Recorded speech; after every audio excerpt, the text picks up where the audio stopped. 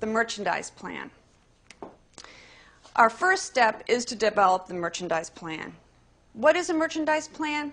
It's a projection of sales of supporting stock that can be reasonably expected during a specific period. It's a useful, very useful tool for meeting your sales goal. It's a means of inventory management. It tells you how to turn your stock. And turn your stock, which has been ingrained in my head for years, is how you make your money. Remember that with your inventory. You purchase it, you receive it, you ticket it, you sell it, and you rebuy it again. And the more often we do that, the better we are, the fresher your store looks, and you make your money by turning these items. This is all part of your merchandise plan. So we need to carefully formulate this, which is the key to your successful business.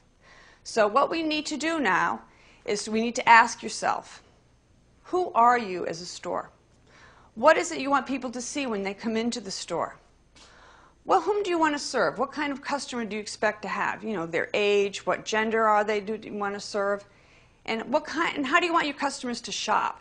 I mean, are they going to come through and browse like we have the store set up in here? Or are they going to be like a big box retailer where there's multi on the store like with your grocery store look? Look at yourself. Know what your strengths are as a retailer. Are you better in the technical side of things, the decorative arts, a high-end store, giftware, souvenir, multi-fractions, but you really need to analyze yourself. Look at the community where your shop is. See what's missing. See how you can be different, how you can make a statement in that town for yourself. You want to tell a story. Remember the senses. Sight. When people walk by your store, when they pass our store here, they know that we're in Newport, standing for our nautical items that we have all scattered throughout the store, but nice big statements. So what type of merchandise do you want to sell, and at what price point?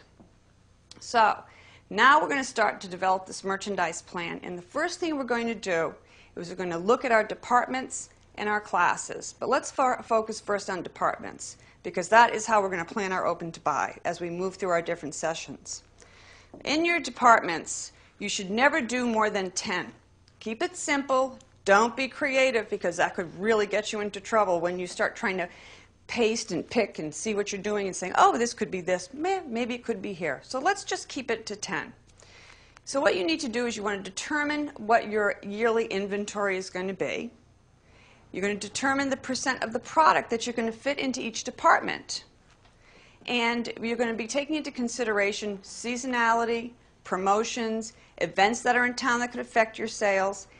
And this is how you're going to start, and we're going to go into that in the next section. So what I'm going to show you is a little bit that we have in here. We have what we call a decorative accessories section. So what we know is that here is my decorative accessories. And in this mix, this is my #1 department. So when I'm going to determine my sales and my inventory, I'm going to say, okay, this is going to be 20% of my sales.